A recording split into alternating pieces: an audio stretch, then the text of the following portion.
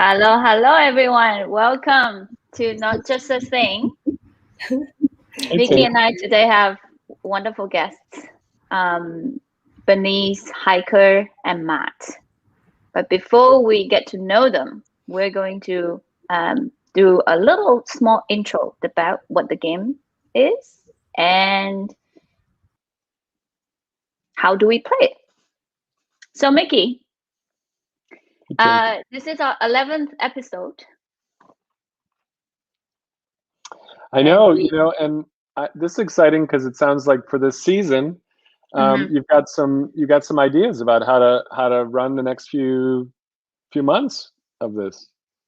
What is Not Absolutely. Just a Thing, by the way? Yeah, What is this game that we're playing? What is this thing that we're playing? So it's actually a simple slot machine, except that we don't have these objects. We have one crisis related to well-being, two things that we have to redesign in three contexts. So that's the game. And okay. What is the crisis? As we all know, during the pandemic, it's a very difficult time. Either connection with ourselves, connection with another, connection beyond who live in our homes. And we really want to dive into this deeper quality connection. We want to help you generate the kind of experiences that can make you feel that life is meaningful, it's deep, leveraging science, technology, and design. So Ting, what I like about this is you've just sort of shown us the whole season almost, and it feels like, for this episode and the next episode in February, it'll be morning. We're going to look at the morning time. Then we're going to look at the afternoon time and then the evening time. And this first focus is going to be around the self. How do we get reconnected to ourselves? And the next period of time, we'll look at disconnecting with another. How do we find, a feeling of connection with other? And then beyond ourselves, maybe it's the family, but maybe it's even, all the way to the how do we connect with the world? How do we connect with the universe? The universe. Yeah. So today, because we're, I think, January 29th, we're going to be focusing on disconnection with self. What do you mean by disconnection with self? I know you've got a video that you wanted to share with the audience for watching afterwards. That's around sort of the science behind if we feel a good sense of self. And this is, can you tell us a little bit about what he shares here, and then we'll share the link after the show. Right. For a long time, I thought that I was living my life driven by intrinsic motivations. I wanted to make the world a better place. I want to help other people. And one day, my psychotherapist told me that all these, grandiose kind of self-image, that I was not actually really meaning it as my intrinsic motivation. That all this time, I was actually feeling a lack of self-worth. I was not feeling adequate enough, and that the idea that I can help make an impact in the world and all these helping other people is what I'm passionate about. Well, actually, originated from some kind of self-worth crisis and external validation. And so it really invited me to kind of dive deeper of what I feel intrinsically motivated by, and can I feel unconditionally loving towards myself? Can I actually accept without any change? That means we're in January, and so many people, including myself, we love to make New Year resolution, but just by the act of it, there is this assumption, almost there's the implication that we need to be a better self in order to feel happier. But can't we just be happy as who we are? And do we actually know who we are? I think that judgment of ourselves not being perfect enough and feeling some kind of guilt, some kind of judgment, really prevents us from getting to know who we are, because we're afraid of discovering imperfections and the inadequacy. So Gabor Mate actually share in this video the scientific foundation of why the feeling of the fear of being rejected by another came from really childhood trauma, when our parents don't just accept our authentic self as truly ourselves, and that this habit, this emotional habit, really carries on for many adults and affected really our well-being. So I think that reconnection with self that unlock intrinsic motivation instead of the extrinsic motivation. And as you know, like, nobody these days, if 500 people on Facebook don't like you, you're not gonna not survive. You're not gonna have a survival crisis. Yet we feel of that crisis. Did I lose you for a second? I think I just disconnected. Failure. Yes. Yes. Internet. Disconnection. Oh There yeah, we go. one of the thesis, one of the ideas behind this show is that we're actually going to, instead of going, "Ooh, we screwed up," which is kind of our natural reaction, and again, it's like we're judging ourselves and we're judging like the situation. We're going to actually cheer every time maybe this doesn't work out the way we thought it would, because this is all kind of a grand experiment, and it's a hard thing to reprogram ourselves to kind of actually just have a little self-love. Like, actually, I'm learning. If I screwed something up, I'm learning. It's very hard to learn from success, but it's really we learn from when we kind of stumble, and we should kind of celebrate that. So maybe half the time during this season, we're hoping we'll screw up. If we screw up too much, then maybe we're just not learning how to fix it. But if we don't screw up enough, then we're not learning either. So it's kind of, let's try to balance it, and that's what we're going to encourage everyone who joins our show to think about too. Let's just go, we did it. Yay! Now we're going to bring them in now. Hey, everybody. All right. Okay. I guess, do we want to just find out who these people are? Matt, who are you? Matt, who am I? Who are you, Matt? Give us a sentence that encompasses your entire life. Who are you? Exactly. So my name's Matt Fineout, and I'm an architect. And I've known Mickey for quite a while. I think almost maybe 15 years now. But I've had a very varied practice. I started my career at Frank Gehry's, and I got experience with complex buildings. And from that, I've really dealt with complex buildings ever since. So it's taken me around the world. I've lived in Dubai. I've lived in Mexico City, lived in Pittsburgh, California. I'm back in California. But I've worked on a lot of large buildings, very super tall tower in Dubai, one of the largest airport terminals in Mexico City.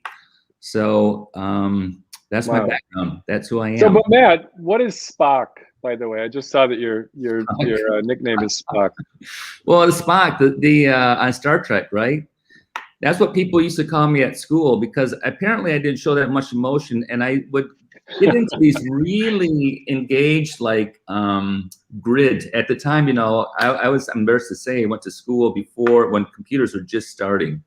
So I got into these really elaborate grid pieces of architecture, drawing perspective in grids and all these things that kind of carried over, then into my architecture practice as well, in terms of learning CATIA, learning computational design, and having that kind of mind. You're like a human computer. That's what some people would say. I don't know if that's a good thing or a bad thing. That's great. And Bernice, who are you? Hi. I actually just got to know Tim and you all. I was originally born and raised in China. So I came to the States about 16 years ago. And so I've been working in the tech industry for a long time in the technical field. But on the side, I also do stand-up comedy and dancing. So today is actually my last day at my day job at Hulu. And I'm moving on, going to focus full-time on comedy and creative writing. Wow, that feels very courageous. Just to grab a hold of that, here's some examples of, oh my gosh, Argentine tango. That sounds exciting. What's Wrecking Ball? I connect. And what's Wrecking Ball? What's that nickname? Wrecking Ball is just because I walk around the house. I'm actually maybe the morning routine will help me. I just knock down things all over the place, and because sometimes I'm on to maybe holding my phone, doing something, and I did not say things, and always either run into walls or knock down cups, or I talk too much with my hands, so I just rack things all over the place. It sounds like creative destruction. I like this. Okay. Nice. And then Heike, who are you? Hello. Yes, hello. So I am, I would say, a product designer in progress. So, Ting, I liked your introduction there. So originally, I'm from Germany. I came to this country a long time ago. Studied industrial design, so worked as an industrial designer at Frog Design. And then, in a way, I say I lost the dimension, so to speak. So now product design for software. And why Ting and I, why we've met, because I love to figure out how to design for behavior change, right? So Matt, you talked about the complexity of your structure. So I'm deeply interested in the complexity of the humans who have to deal with said tool or technology, and how could we make it easier for them that they actually, it changes their behavior, that it improves their outcomes, that they get to their goals faster. That's huge. Wow. Now you were at Frog right out of school, or fairly early out of school. And for those of our viewers who don't know who Frog is, there was a classic statement in design called "form follows function," and the founder of Frog, Hartmut Esslinger, someone that you're friends with, said "form follows emotion." And Frog kind of revolutionized the electronic and tech industry. So there are beautiful notes between Hartmut and this guy named Steve Jobs as they were trying to figure out how to make this thing called the Macintosh and the Apple. And it was about, how do you make it emotional? How do you actually make it something different? And what does the clairvoyant mean, Heike? That is my aspiration, because, my dear people, as we design those products, how can we get to those unmet desires or unvoiced needs that people, they do a certain thing, as Ting knows as well, and Mickey, you do too, actually, as we all do. Right? We say we do a certain thing, but then our actions say something different. So The how say can I do start gap. reading your mind that I know what's actually going on? So That's a good. I can attest that I believe Heike is in fact clairvoyant already, but maybe, I don't know if I want her to become even more superpowered. Okay, Ting, what are we going to do later now? on? Well, later on, we're going to actually design this for one of you, and we're gonna get to know your hidden world. So the crisis, as we know, is this connection with self. But now we're gonna let our contestants and guests here to pick the things to redesign for. And we would like you to choose one of the colors. It can be your favorite color. It can be your most hated color. And if you want, now, is each person supposed to do it, or only one? Each person will pick a color, and you are going to redesign. But before you pick your color, we're going to actually design the routines for one of you only. So pick a number between 0 to 10, and I'm gonna pick a number now, and I'm gonna text Mickey my number, and then you're gonna tell us what's the number, and the one who gets closest number to me. I'm being so narcissistic now. Oh my gosh!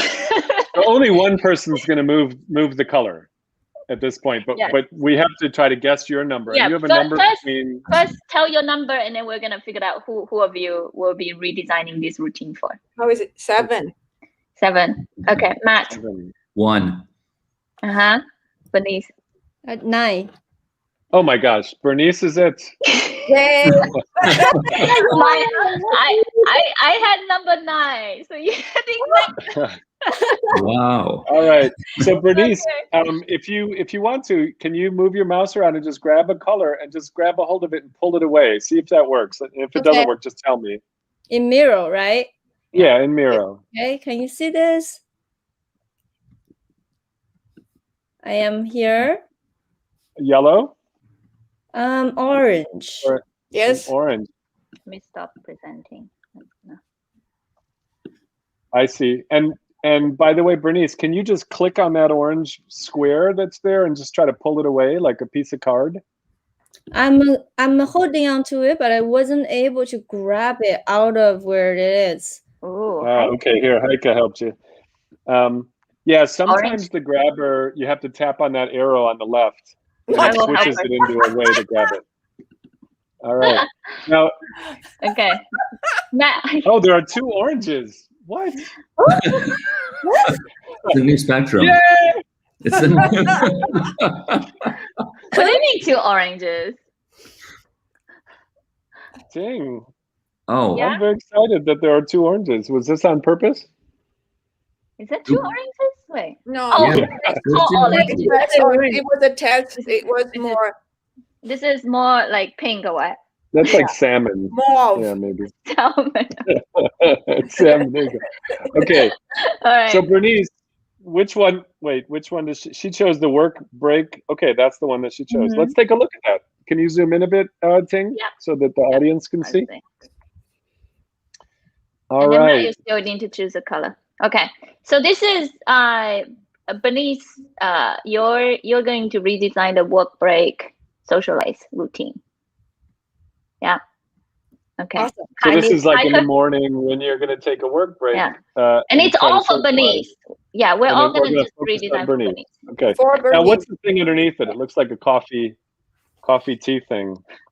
But we So that we might still be have a to thing. let Matt choose. Do I pick one too? Yeah. We're gonna redesign Oh, 3 everyone routines. gets the big one. I see. Yeah. Ah. Did you Okay. see? So I moved the blue. Did that work? Yep. Mhm. Yes, it works out. So Perfect. you're redesigning breakfast, coffee, tea, any of that routine. Yeah, caffeine. And then you have- Redesigning caffeine. you have coffee as your object, your kind of special object already. Okay. Heike, which one would you it- Not that one? not salmon. How about yellow? Oh, Uh-huh. Oh, Journal- journaling to do? Oh. Bernice is dancing. She's like, I want journaling and to-do list so badly. Or redesign it so that it's not so boring, please. Okay. So now we will let I'm gonna let Matt, you pick a number for us. You're the pick a number. We're gonna add one object, one thing. We need 2 things to redesign. Okay, so select just any of these numbers down below. Yes, Yep. yes, and you can Yep. even just go ahead and Just pull it. slide it away. Yeah. Okay. Ah, Pets. All right. Pets. Those are Interesting. things. That makes Bernice, sense. do you have a Okay. pet? Do you have a pet? cat. Oh, you have a cat? Perfect. Perfect. Okay, you do. All right. Okay, and then we have a little bonus one, toilet paper, in case Not a you cat. need it. Now, Ting, I just want to point out that like last season you were like, isn't it weird that we keep on getting the toilet? And all I kept thinking is, isn't it weird that Ting keeps on uncovering the toilet paper? I think there's My something favorite- going on, and I My think I favorite have thing to redesign. unconditional Sorry. love apparently Oh my for goodness, the. that's right. Unconditional Right. love. It's important. Now maybe it's. All right. I think there's a secret ulterior motive here, which is just that it's something that actually isn't loved often in people's homes, but it's a fact of life, and probably in the morning you will at some point go use the Touch restroom. toilet paper. Okay. All Oh right. my goodness. Now we have the context, and we're generating a random number. It's 4. So Mickey, can you help me review the 4? Shoot. A Okay. little IoT.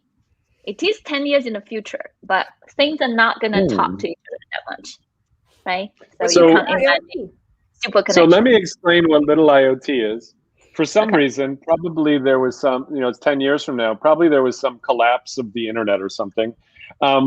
Things can talk like to themselves, like maybe Internet of Things. It means that it can like sense you and it might be able to move itself. So it's got robotics and sensing, but it just doesn't seem to be able to connect to the rest of the universe. So it's not like connecting to the rest of the Internet of Things, but it can like maybe detect something and it can take action. So it's got some ability to move. That's our description from 10 years in the future. We don't know what happened that made this world like this, but this is what happens. And then what did you just type in? You typed cat Yeah. and Bernice, whom EF? do you live with? Is that you, Yeah, do you live with a boyfriend? okay. Who is What's my your boyfriend's- fiance? Oh, your fiance. What is his name? Rich. Rich. Is that how it's? Yeah. So you we're got all going to be trying to design for Bernice. 10 years from now, she's definitely got a cat, and maybe she's even married to Rich now, but we don't really know. But we'll assume yes. She's a Or famous yes, stand-up comedian. Oh my and she's goodness. a famous stand-up comedian. Oh my gosh. Okay. Oh, So now what yeah. do we do? I want to bring everybody here with me. You now are on this game round 1. I'm gonna start the timer. You each get a post-it note, and you have to redesign those 2 things. So remember, one of them was, what was it again? Well, each person got something different though, didn't they? Had something different, but we did review one. But they all got pets and they all got toilet paper.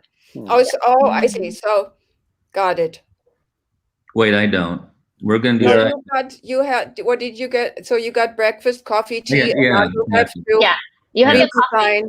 redesign So I have to redesign that. Yes. with pets and toilet paper in mind. No. With Those are bonuses. Oh, I see. toilet paper is bonus. Like, try not to get there unless you really need to get there. Okay, so wait. So I'm redesigning journaling, so office space for Bernice in 10 years.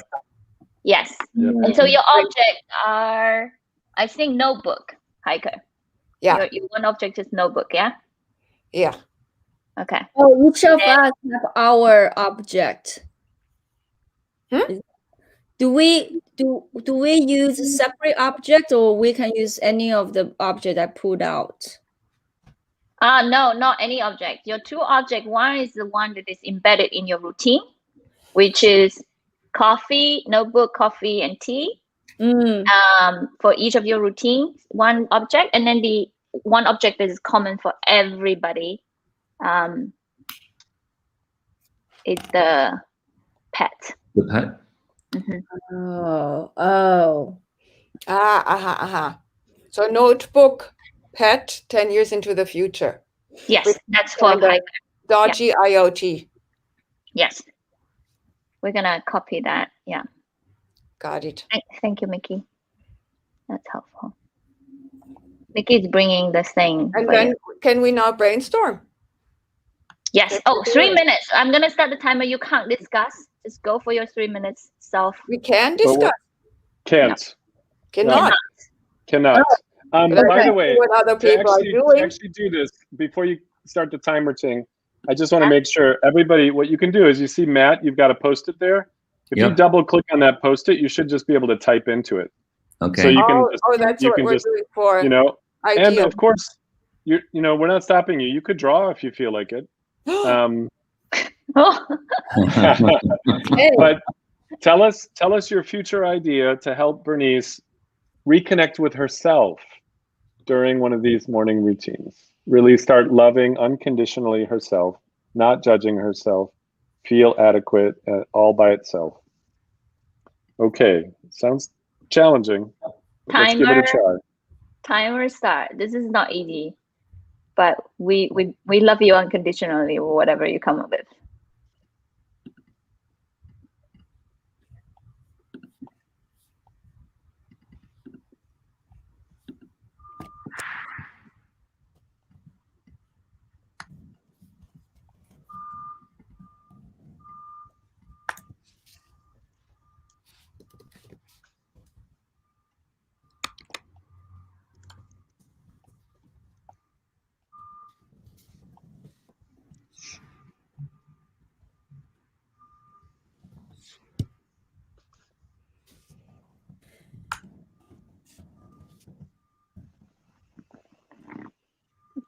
Mickey, I'm bringing the pets and toilet paper bonus.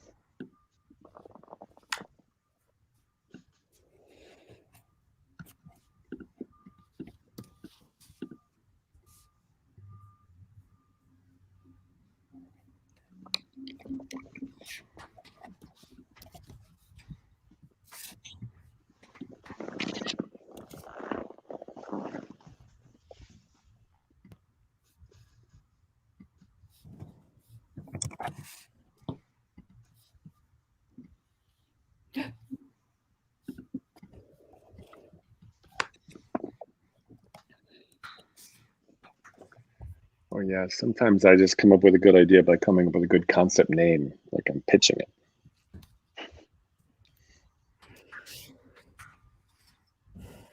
Whoever is watching, if you have an idea, please do also share, and we'll type it in the comments, and we can add it to the board.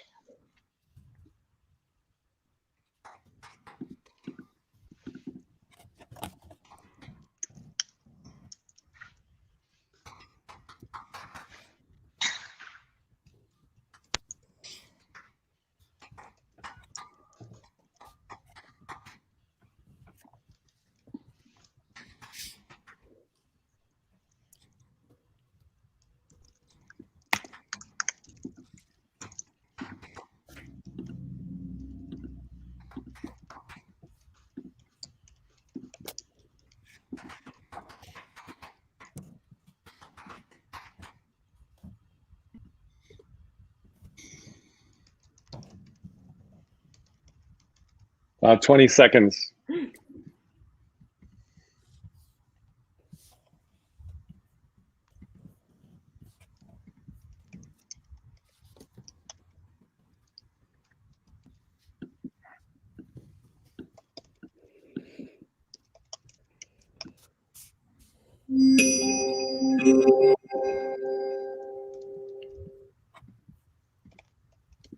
Oh man, I didn't quite finish. Could we get an extra 30 seconds?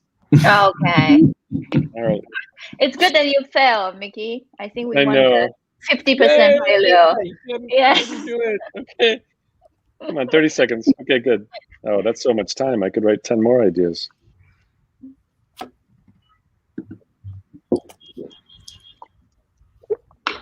Matt, you're done? Let me. Yes. Is that, did I do this right? I'm not sure. I wrote down some ideas. Yeah, that's perfect. It was halfly executed with the post-it note, but it's perfect. So I now change your numbering. Time is up. Mickey, Okay. no more. I'd say, okay, hands in the air. Next time I'm gonna draw because it's way faster than typing. I gotta like lean over and all that. Okay. All right, let me zoom in. Let's start with Matt. Who's gonna go first? Well, let's start with Matt. Oh. I'm kind of curious about this number. Okay. Hopefully I did this right. But mine was coffee. Mine was morning routine. Okay. So to me, it's all about setting the environment, setting the. So to me, what's I think really nice is to have a room with a view, and also to have generous light come in, daylight come in, and really because the daylight can really make a difference in the space. I think, as everyone knows. And I think it's also important to have like biophilia or plants, some beautiful plants in that space. Okay. And then since this is 10 years in the future, this room changes. It's a shapeshifter. They are doing this in architecture now where the rooms will change according to the time of the day and according to your mood. So it's kind of an ambient space that can readjust itself with always, so the parameters kind of like being, the view, the generous sense of daylight coming in, and just to create that ambience, to create a sense of well-being. That's now awesome. you had a thing called a coffee thing, and you had the other things that were bonus, which is pets and toilet paper. Were you able to think of a way to help Bernice with self-love and that kind of connection with self that has in that room, in that biophilic room? Any ideas? Just creating those conditions. And okay. within that, create a space that can like shape itself, can also then accommodate itself for a pet, turn into different forms from pet. Okay. Fold it in. Like, all right, who's next? Matt, let's just admit that you failed to take into account the pets, and congratulations. Exactly. Right. So you think that was a reach? Okay, I probably was. Yeah, that was a reach. That's all right. Heike, how about you? Let's pan over to where Heike's at. So don't. Yeah. Okay, and Heike, yeah. can Can you click off of your Post-it so we can see it, and then that way it won't be grayed out. I don't know. I'm trying not to. Why it's grayed out? I rewrote it. So here, Bernice, your notebook, whatever shape it takes, form of, it'll purr as you approach it. And it's really, the notebook itself is so cute, you want to cuddle it. Look, it looks so inviting, has those big eyes. It's a very cute kitten. It also gives you guidance for the day. It really helps you achieve your goals, but it doesn't talk to you, just meows to you. So that's that. Meows to you. So cute. All right. And what was your idea, Heike, for how that would help? Yeah. Help Bernice get in touch with herself. Because by being so cute that you want to cuddle it, it is, it's not a scary thing. It's not I have to do. It's really a want to do, so that she'll approach it because she wants to. And it'll also reinforce her. It'll help her. It's not that you to-do list that creates a lot of outside pressure, but it's really this thing that calms you down, because even purring itself, we know, anyone who's been to a cat cafe in Tokyo or elsewhere, you just want your blood pressure goes down, so you will have a calm sense as you head into the day. So instead of anxiety that, oh my gosh, I've got to write down my to-dos, I actually feel like okay. Can you pull back a little bit, Ting, so we can see the things that the time of day was doing a journaling or to-do or something like that. So that was kind of that early part of that, or that mid part of the morning. I did one for Bernice too, but I want to hear what Bernice came up with for herself. So let's look at Bernice's. Oppa. Yeah. Okay. Prompt written on toilet paper. Bernice, you want to explain it? Yeah. Sure. Yeah. So I actually really enjoy like I've been wanting to do journaling and creative writing in the morning, and just free form, not necessarily with a purpose.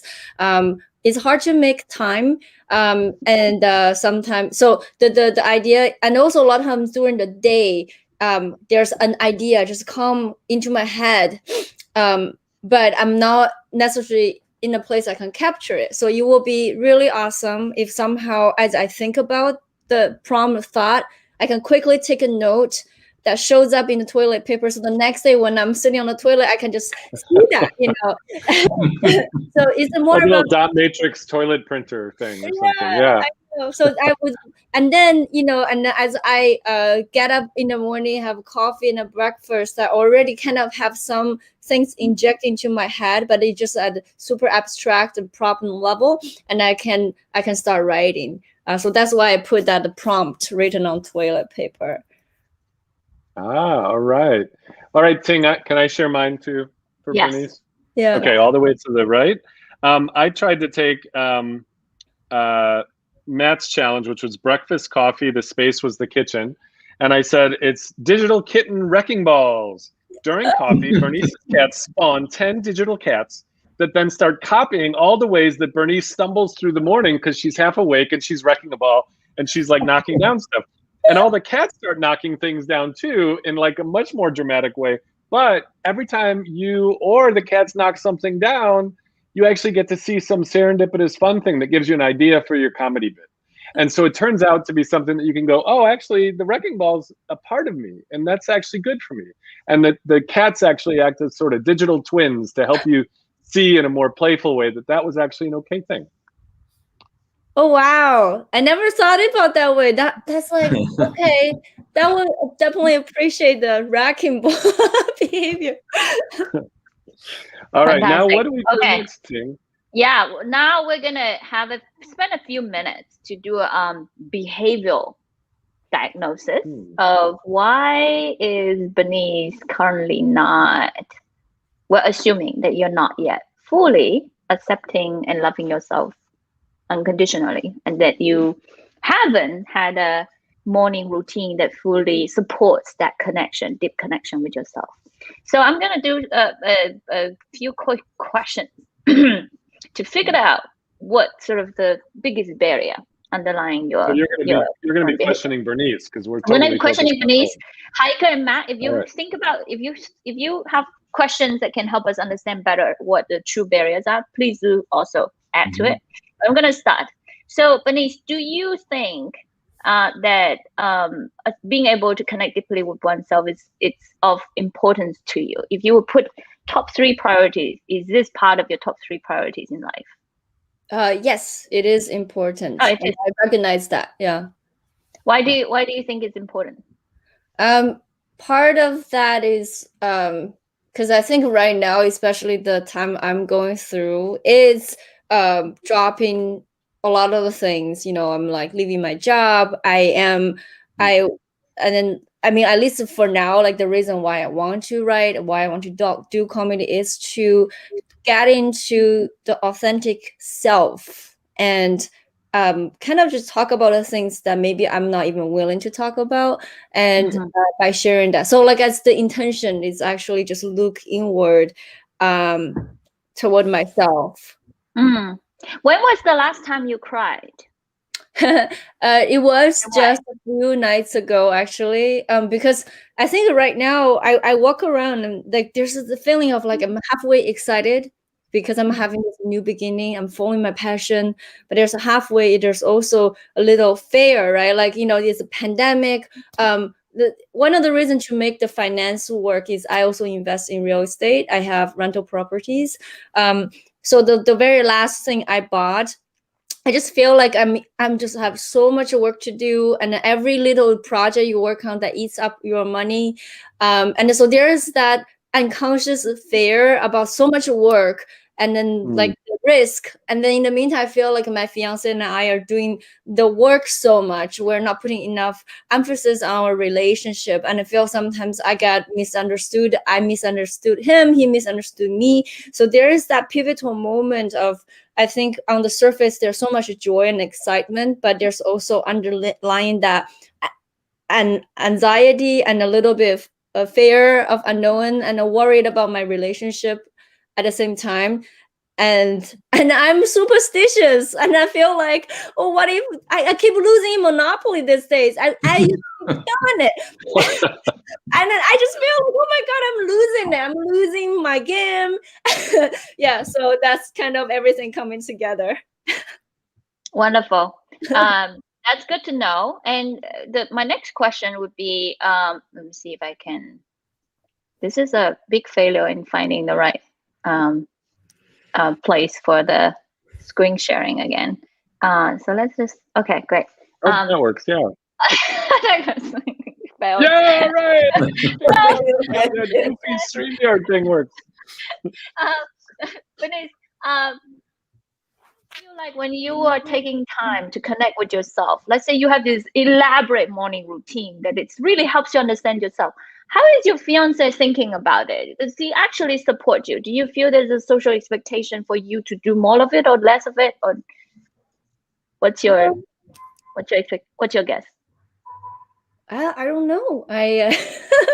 There might be a family norm that you have to figure out whether your fiance actually is full in support of your, taking time to discover yourself, and that could be helpful, or that could become a barrier if he's not supporting it.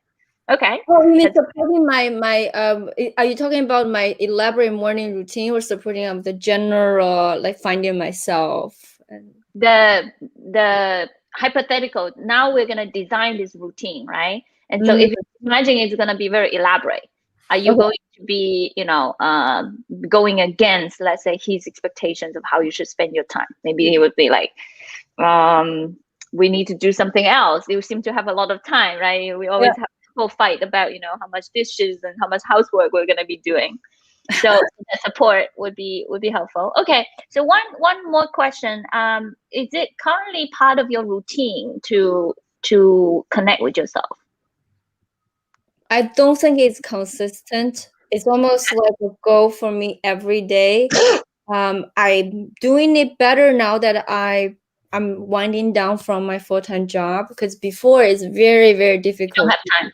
Yeah, don't have time. Like 10 a.m., 9 a.m., there's people asking me about work and everything. And I'm not a morning person. So it's lucky enough that I get up before 8:30. So like almost the morning alarm went off, I bounce off the wall, and I'm in a panic mode sometimes, so that has been the biggest struggle. But this week, the fact that I don't have those like early morning pinging, like I feel just so much more calm. I'm able to for the week, I think I wrote Friday now, like 3 days out of the 5 days every morning. Oh, you wrote, all right. Mm-hmm. And I'm curious, just to probe a little more on this kind of habit for accepting yourself. What's something that you have done that's worked, like that helps you kind of just take time for yourself, not for anybody else, not for even saying you're good or bad or anything, but just taking time, like to actually accept yourself. What has worked for you, or what have you been able to do when you can find the time? Let's see. I feel I don't know if it's working 100%, but the part I feel have made progress is I just keep telling myself one thing at a time. I think I always want to do so many things, and I get disappointed, and I feel like there's anxiety building up in my head. Part of that is like sometimes I intentionally say, you know what, I'm not going to do it. Like it's almost, instead of saying like one thing at a time, it's like, you know what, let me just try not do this. What's going to happen, right? Like, and it's really like, yeah. One of the things, for example, like they always say, as a comedian, you need to build a following, and then Instagram wants you to post consistently. And then I have that pressure, even though I'm so busy. And then just, you know what? I'm not going to post today. I'm like, this week, I'm not posting today. I'm just going to do what's important for me. And then it's like, hey, it's not a big deal. So that has been helping me. Yeah, being able to kind of say no to that social pressure. That is, in some sense, it's our heuristics of, imagine if we live in a tribal society, we only have 100 community members, and if they are gonna reject us or we feel judged by them, we are, facing that survival threat. But I think in today's world, we're feeling much more threats than necessary, right? And that is still that heuristic that carries on, over these years, that is overfiring, misfiring. So that's great. Matt and Hiker, actually, as we were talking vulnerably about ourselves, can we actually get to know when was the last time you cried and why?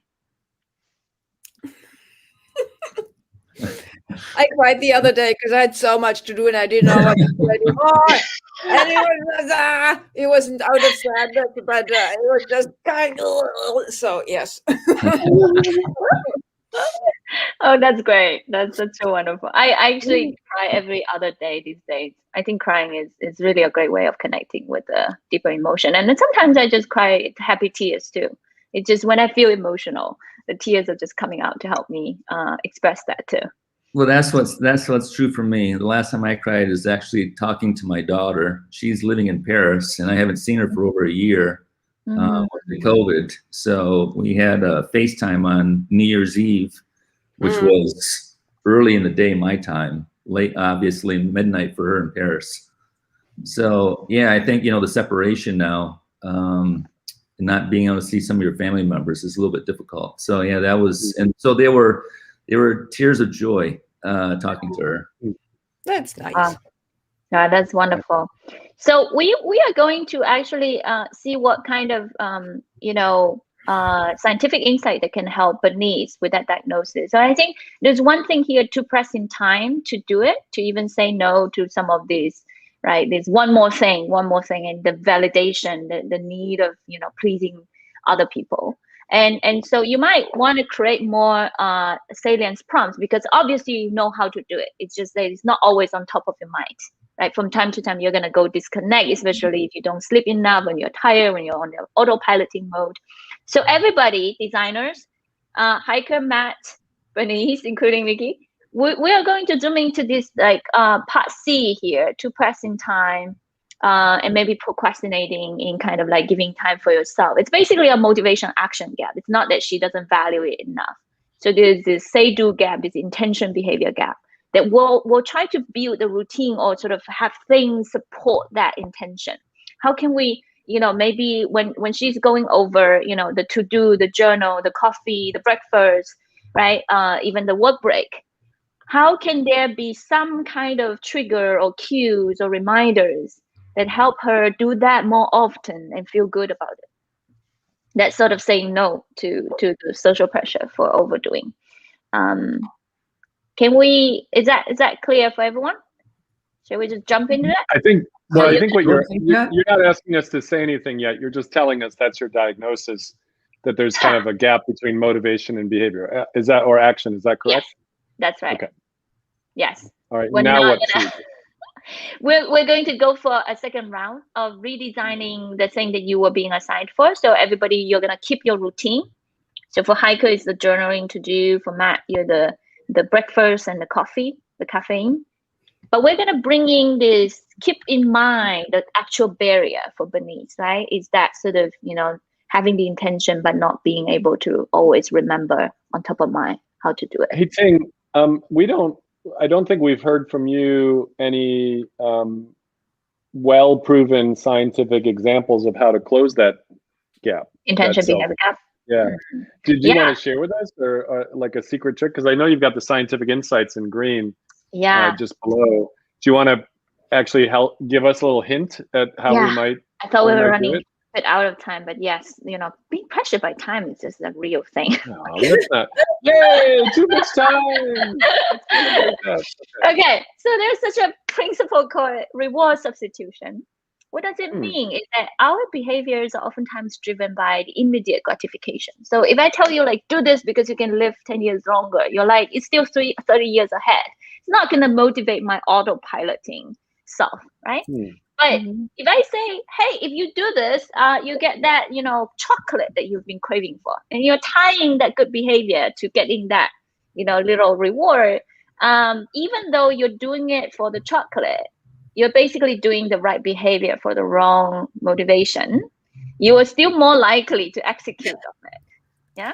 So what is happening with intention behavior gap is that our intention tend to be very grandiose and tend to be very invisible in terms of the reward in the future. And we don't take into account that our actions oftentimes are driven and triggered by the immediate gratification and immediate rewards. So how can we kind of bring in that immediate rewards to Bernice's morning routines when she's doing that right thing? And even saying no, it feels like a loss. I'm saying no to my colleague, or, on that thing.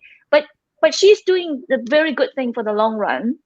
But we need to kind of bring in the proximate reward that help her immediate, that moment self, the present self feel good. Is there an example of something that, like a very tangible example of reward substitution?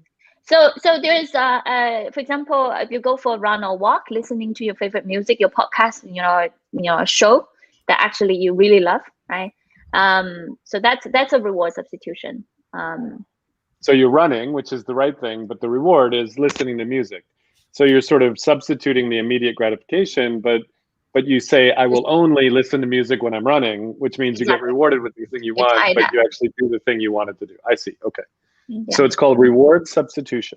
Yeah. So that is for things that is usually difficult to do. Maybe you feel the negative, and you need to kind of overcompensate that so that you feel good at that moment. Right, when it's something requires self-control. If it doesn't require self-control, oftentimes we just forgot to do it, or it's not salient, it's not on top of our mind. Now, Post-it note has beautiful sort of, kind of saliency. Our visual oftentimes, I think Matt knows it very well. As an architect, anything in a space is going to prime us a lot, right? So now we also think about this micro architectural design or interior, where a Post-it note that says something, maybe Bernice, that it would remind you how wonderful you feel when you do succeed in that, right? Like whatever written on that Post-it note, it can be a graphic, it can be a text, it can be a quote that would help you remember, and just put it all over the place, or put it on a mirror, so that's also something that can bring that, that can help you bridge that gap.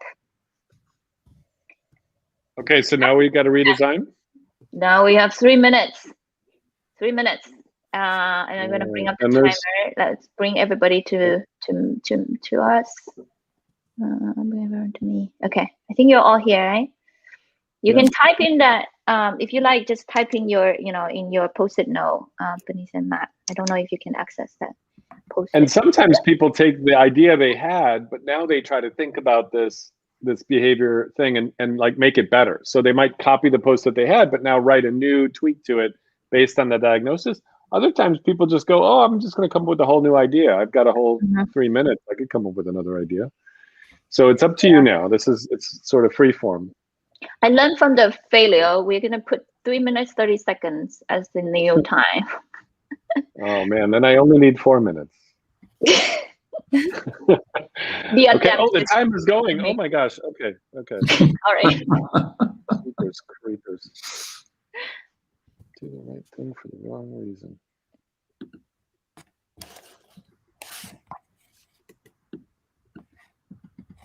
For those tuning in, you can help Bernice connect with herself by redesigning the 2 objects that we have today. One of them is pet. One of them is toilet paper as a bonus, and then also whatever routine that's being picked. So just a recap, Hiker is redesigning the journaling to do.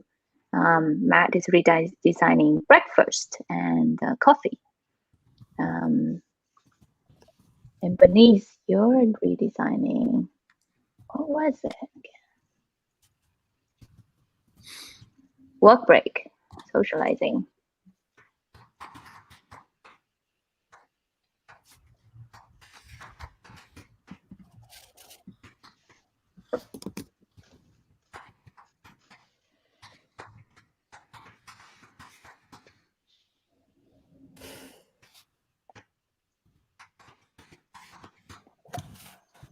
Two minutes. We're gonna bring all the goodies over.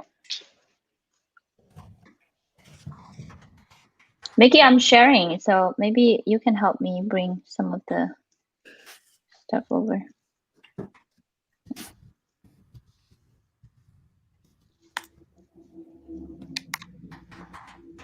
Actually, I like your idea, Mickey, more, so I'm gonna let you concentrate. I'll do the logistic.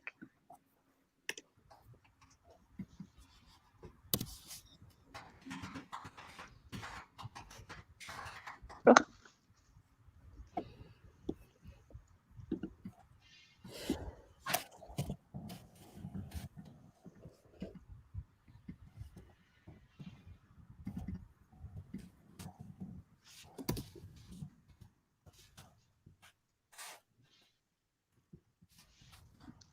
One minute.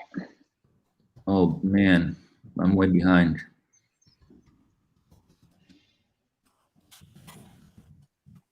They say that the halfway through deadline is the most productive moment to.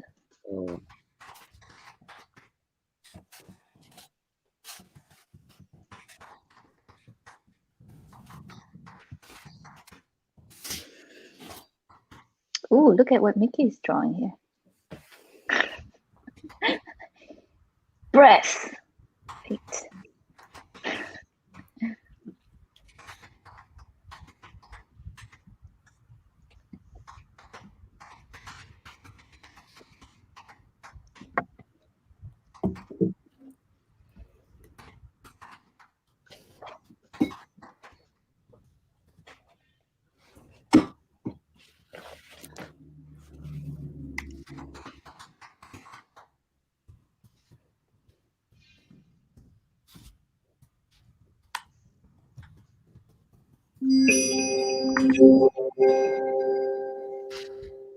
Oh man. Mickey, we're gonna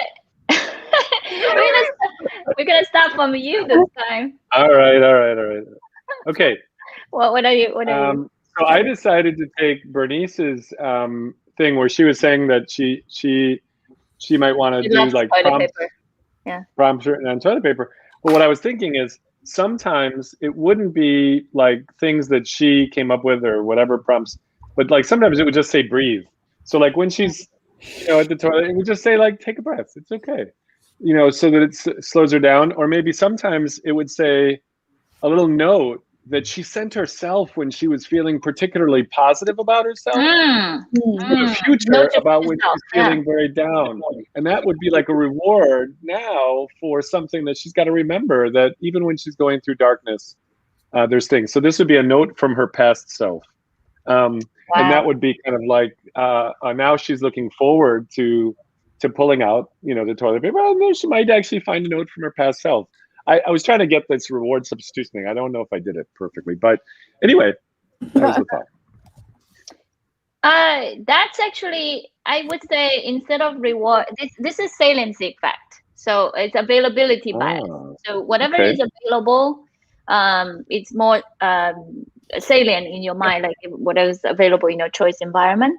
And also the note to future self basically bring the salience of the past self, the cold self, like the rational self, to the hot decision self, right? So you have your more rational self in your cold hours, and then in your hot decision moments, you're gonna be like completely forgetting about what's good for you in the long term, and you bringing that balance, you bringing a little bit weight of that your cold self. I feel like I should have just taken a sneak look at your other secret tricks for doing behavioral science.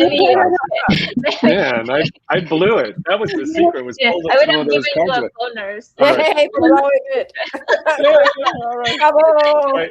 All right. Who's gonna go next? Who's gonna go next? Okay, I feel like I'll go next. This was a complicated one. I don't know if that's gonna make much sense. But basically, it's a data. I mean, it's a capture of all your pressures, your tasks. I mean, we all create task lists for ourselves in the morning. We usually create more tasks than we can accomplish. So, but this is a live kind of like data capture of kind of like what you've done, what you plan to do, what you hope to do, like maybe on a daily basis. So, and within that, you would be able to, you kind of create a ceremony where you would seriously look at some of the tasks and strike them off that you thoughtfully know that you're not going to do. They're not worth pursuing, to simplify. So it's basically kind of like a display or maybe like an immersive environment that creates a ceremony about how to simplify your life. So you can create, so there would be a ceremony of looking at a couple of tasks that you would knowingly scratch off, and then you would focus on tasks that thoughtfully that that you're going to focus on, to try to continue to reinforce that focus.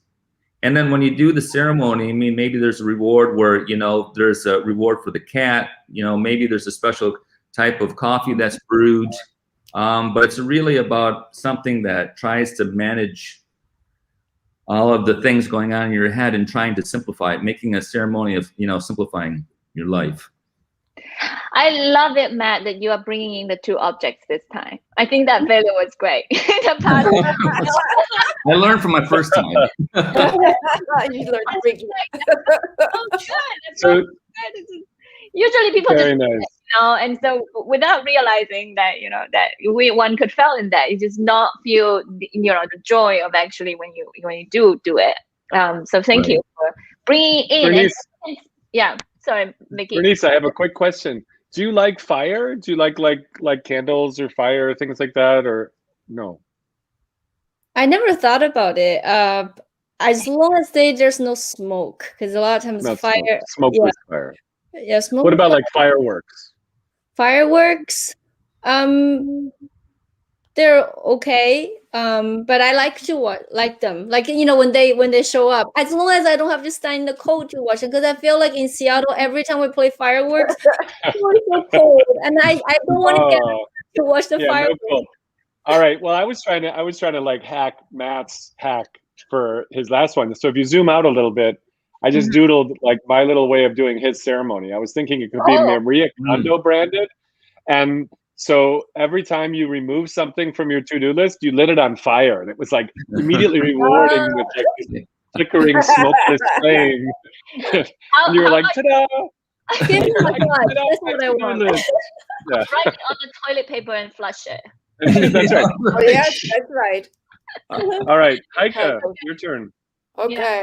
And Bernice has to go in like 20 seconds, but I don't know if you can stay for 1 minute to finish. Yeah, I just have to be pretty quick. Yeah. Okay. Okay, Heike. Hey, Ting, Okay. can you zoom over to Heike's area? For Bernice, doing it. I have the solution. I think we have a product, Matt. Okay, so the notebook will float over to you as you feed the kittens, because it's just as you're doing something, it shows up. It will also then reveal to you a system map of all the things that you could do, right? But then also show how it's related. You could then also maybe have a depiction of someone who could help you with that. Out of your big system map, you can only choose one thing, and then all the rest will disappear. A fairy godmother will keep it safe for you because you can only concentrate on that one thing. And when the fairy godmother says, yes, now you're ready to do something else, only then can you do the other one. Now, as you write in your journal, you will accumulate a kitten credit, so to speak. So that's when you do one task well, you get karma points, something, that'll have a payoff in the future. Also, your cat journal, it'll go and sit on your head if it feels that you have too much going on. So it's a physical calming. Like a purring cat. Not too much. Just Yeah. There we are. It was awesome. I love you and Matt both sort of tie that rewards of, like make the cat suffer or make the cat happy, right? Be that institution. I mean, that's awesome. All right, how did we do, Bernice? How did we do? You're the product. We designed all for you.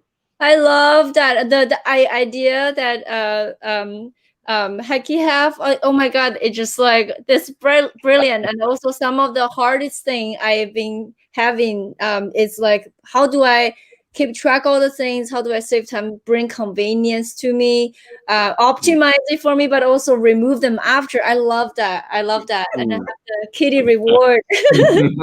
Yeah, kitty reward. Kitty reward.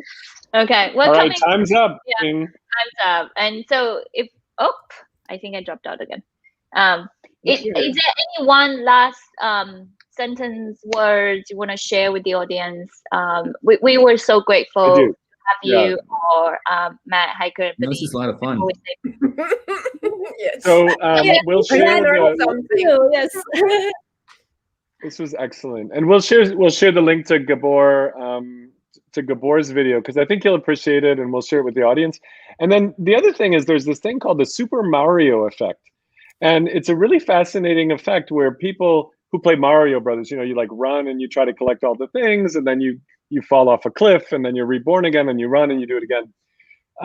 Some scientists at University of Pennsylvania actually tried to look to see if they would take the Super Mario effect, where you get to try over and over again things and you kind of enjoy it, and they made a different task about learning how to make stuff, and they subtracted things. They actually made it penalizing, like if you failed. So it wasn't like Super Mario, where if you fall down a cliff, you just were born again. You actually lose points. And they found that people who lost points only tried to do this task like 6 times.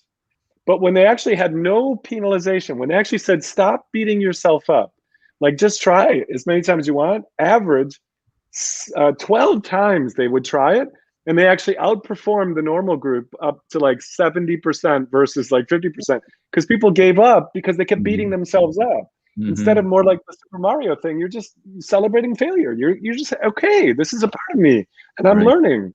And so getting in touch with ourselves sometimes is recognizing that our brain and other things are going to make us feel bad, maybe because of these built-in shortcuts in our brain to keep us alive in a small tribe. But we don't need to listen to all of them. Sometimes we can just like actually celebrate learning, like we've been doing the whole episode. Yeah, right. Like every time we screw up, we're like, yes. So the next time, Bernice, something you knock down, you wrecking ball, you feel like you just, I want you to just shout it out. And share back Super Mario. that's great. Share back your experience, also trying out the suggestions by Matt and Heike, and we'll connect you soon and share the winning idea also from our audience. So I'm looking forward to the cat notebook. I can't wait to see it in the store. Cat furring hat notebook.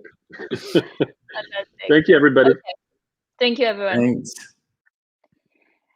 Mickey, we're very grateful to have them. We're very grateful to our own kind of gut and courage to take up the failure challenge, the half failure challenge. And we also would love anybody who is watching, if you have a morning routine, if you feel like you want redesign, please submit your idea, because we still have one more episode to kind of do the connection with self before we move on to connection with other people.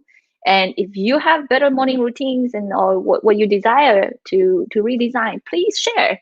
Send us an email. Maybe we'll do an audience decided one next time. That'll be in not next Friday, but the Friday after that, right? So in two weeks, we'll take on the next morning challenge. So you've got time, not just a thing.gameshow@gmail.com, and try to come up with something. We'll have our guests help. Thank you all.